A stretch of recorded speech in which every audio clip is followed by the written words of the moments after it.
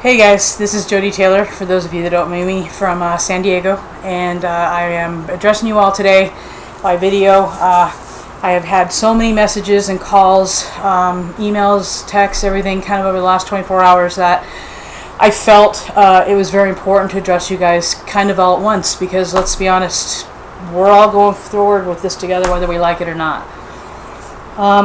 And when I say that I've been contacted, it's really kind of been from both sides. It's been good and bad. But, last 36 hours, I would say, I've been very vocal in this campaign. Let me just kind of back up a little bit.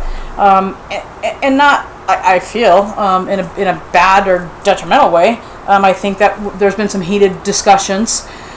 Because let's be honest, we were all very passionate about this election. And I think the one thing that we all could agree on was that we all wanted to see a country that was better. We all wanted to see positive changes.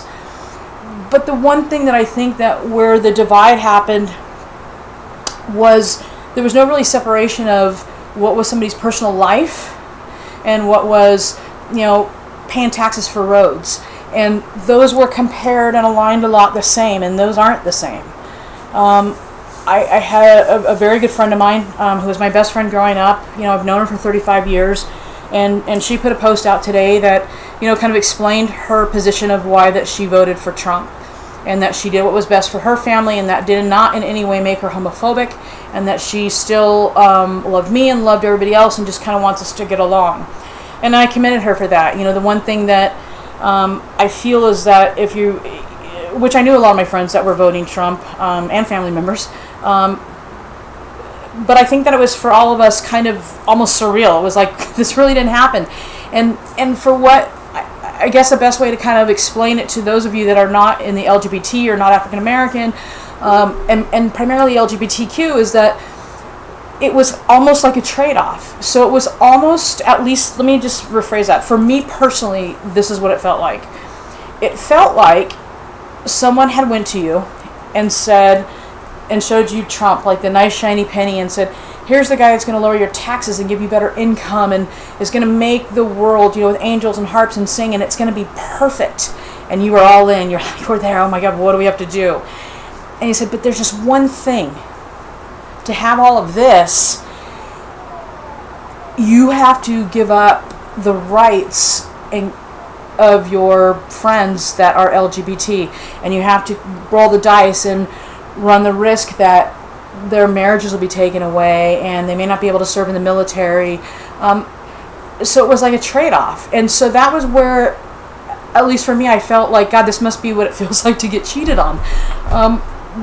Because I really didn't think that I knew people that would gamble with my life like that. That would gamble with my freedom. That would gamble with who I wanted to love. Whether I want to get married or not, listen, hey, it's kind of my choice. If I want to be, I know a lot of people that are divorced, a lot of people are in bad relationships that are straight. So, hey, if I want to be in a dysfunctional relationship, that should be my choice, not your choice. So understand that it wasn't that we were, again, at least for me, saying that, you're a horrible person for doing this. But at least for me, I felt that maybe I wasn't as important in your life as I thought I was. And maybe I'm reading too much into it. And I get it that we all want lower tuitions and all of that. But there was certainly a better way to do it. And when I'm watching all of a sudden people that had never said anything about politics come up and say, well, this is what I demand now, my first response was kind of like, well, where have you been? We could have fought this together. Was Hillary Clinton the best candidate? No. And let's be real, no candidate is the best candidate. The Obamas were close for me. Pretty close. But nobody is perfect. And that's why it's we the people. Ironically, it's kind of like Donald Trump's show. We're putting a project manager in charge that we trust to kind of get us to the end result. But we also need to understand and trust that that person's not going to take away to gain. And again, that's where I think now I could speak for all my LGBT brothers and sisters, is that that's where our terror right now comes in from. It's not so much for Trump, because yeah, he's up there with a lot of power, but it's for everybody. But Trump, understand, is under a microscope that everybody's watching. It's for the neo-Nazis that we've seen at rallies. It's for the skinheads that we've seen at rallies. It's for everybody that we've seen saying, I hate, gay people in a slanderous way, or calling African American people the N-word, and saying that our Latino people are rapists. It's all of that hate. And so it was kind of like that was what he was dressed in, and you guys were all okay with it, and hey, zippity doo dah, he's in office. Thank God we don't have Hillary. Thank God we don't have the lies. Thank God, thank God, thank God. And what was so funny to me is how many of my girlfriends that are straight have guys that lie to them on a continual basis, and they're like, he's good, that's my boo. But you'll put somebody in charge of the free world. I don't understand that, but I digress. My point being is that we have got to find a way now to trust you. Because as several of my friends said to me today that voted for Donald Trump, they asked me to trust them. Okay, so you gambled with my life, and I gotta trust you. Okay, so here is my message to everybody that voted for Donald Trump. Whether you know personally anybody that's LGBTQ or not, whether you know anybody or love people or whatever that are in any kind of minority race, we will trust you. Let me rephrase. I'll speak for myself. I'll trust you. But there's a clause to that trust. And the clause to that trust is, if you see Mike Pence stepping out and wanting to repeal Don't Ask, Don't Tell, if you see we're starting to see all these hate crimes now, if you see Donald Trump get up and appoint a Supreme Court justice that wants to overturn gay marriage, I not only expect, I demand that you stand up to your president that you elected because you trusted him and asked me to trust you. So if I'm trusting you to keep your president in check. You have to understand, it was not very long ago that I went with, it was after Orlando, the Pulse nightclub shooting. And again, kind of backing up to the fact that I've never really considered myself very political. I mean, when I first came out and I moved to San Diego, I was ordering all the wrong beer and saying all the wrong things. Everybody's like, what are you doing? They're anti-gay. I'm like, I'm just trying to get a beer. I didn't even know any of this stuff existed. Every letter that gets added to LGBT, I'm like, God, I feel like I need a map. I don't even know what all these letters mean. But as I've gotten older and wiser and more comfortable with myself and open and free and really not giving a damn, I've also kind of just ignored, I think, a lot of this. And so we had Pulse nightclub, and I was like everybody else in America, shocked. And we had a vigil in San Diego, and I will never forget that I was down there with clients that were singing, and they're very dear friends of mine, and they have a beautiful marriage, and they have been through things that most of us are unimaginable. They've faced the beautiful parts of life and the very close things of death. They have a beautiful son together, and so they're there and they're singing, and I'm in this sea, literally a sea of people on University Avenue in San Diego. And I'm looking around, and I'm still kind of like, I think at that point, looking back, connected. I mean, I felt like I belonged there, but I didn't really feel like this wasn't about me. This was like, God, this was so horrible. This happened to all these gay people kind of thing. And then they asked some of our bar owners in San Diego to get up, and everybody was going to take turns reading the names of the 49 victims. And I remember very vividly, as I'm looking around and I'm hearing these names, one right after the other, and at some point thinking to myself, oh my God, they're still reading the names? And then right at that moment, one of them, it's like I hear it say, Acura Marie, 18 years old. And I almost could not breathe.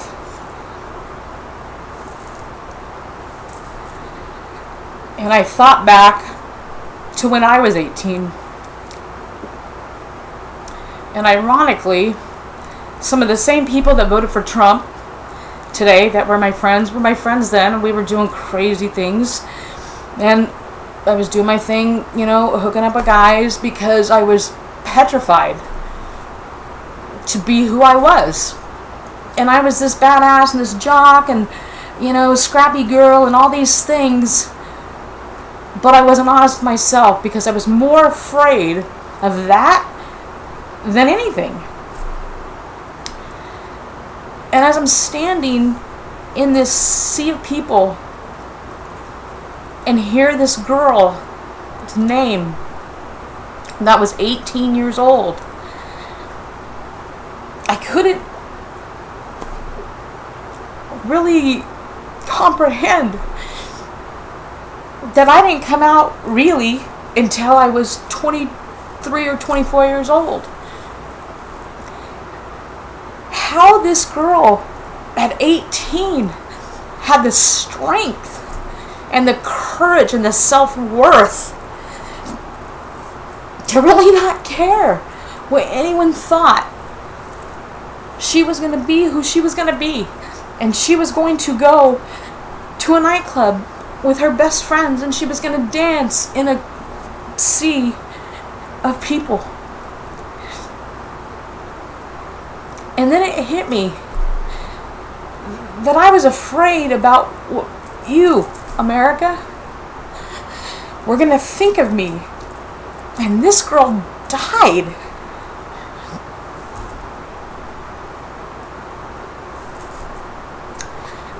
So now, at 48 years old, if I can't stand up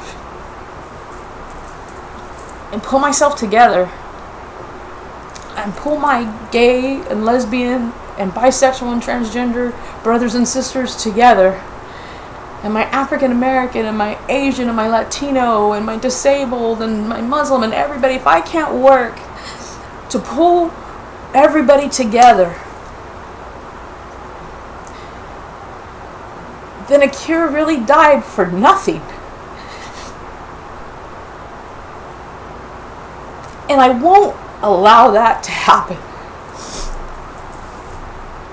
So, Mr. Trump, my pledge, let me rephrase that, as part of the we the people that now pay your salary with taxes, and isn't that funny, I require you to make sure that you live up to your word. That it's not just, because I caught that, the foreign terrorists that you're going to protect us from. I want you to protect us from the domestic ones as well. I want you to protect us from the guy that lives down the street that maybe just drives by somebody's house yelling the word fag.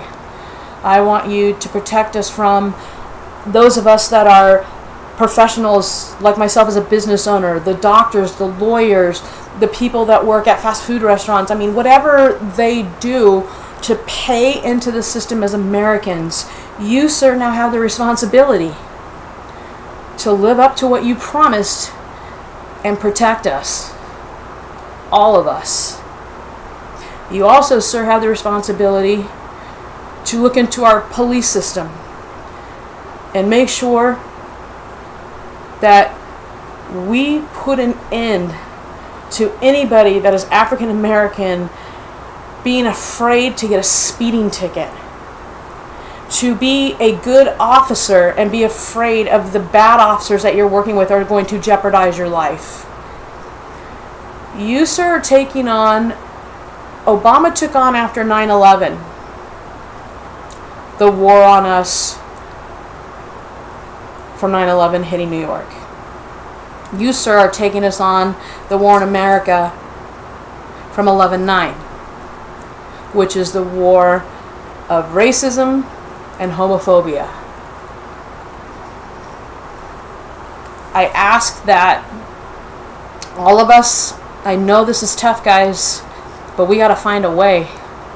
We cannot continue. I can't look at little kids that I volunteer coach for and be honest with them and tell them to respect one another on the field if I can't respect. And we don't always have to agree. That's what's so great about the country. We don't always have to agree, but we must respect each other. And Mr. Pence, I'll give you one last final word. You, sir, I'm going to be honest, I was the most afraid of getting in office. Because you have been so adamant about wanting to repeal Don't Ask, Don't Tell, which, understand from my viewpoint, I find ironic and almost comical that your running mate hasn't even served in the military, but yet you want to get rid of anybody that's gay or lesbian that is willing to go and risk their lives for that.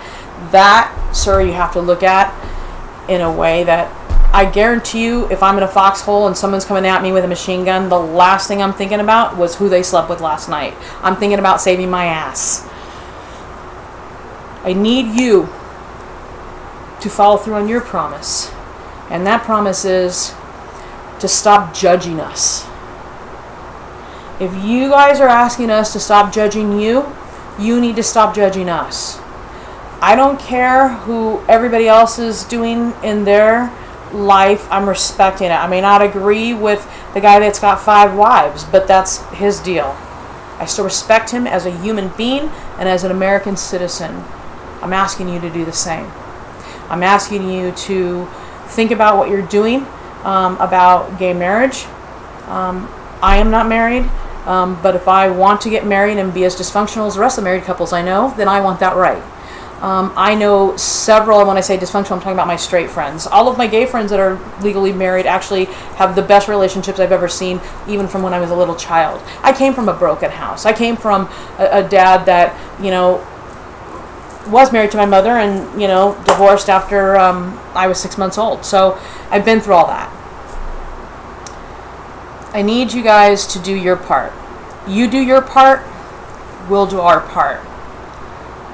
We got to do this, guys. I know it wasn't the hand that we expected, any of us. But if we are truly a united nation, and believe me, everybody in the world is watching us, including our kids, and we owe it to them. This is their future we're playing with. Let's come together. We got to do this, America. So that's it. Thank you. And I love you guys all. Have a good night.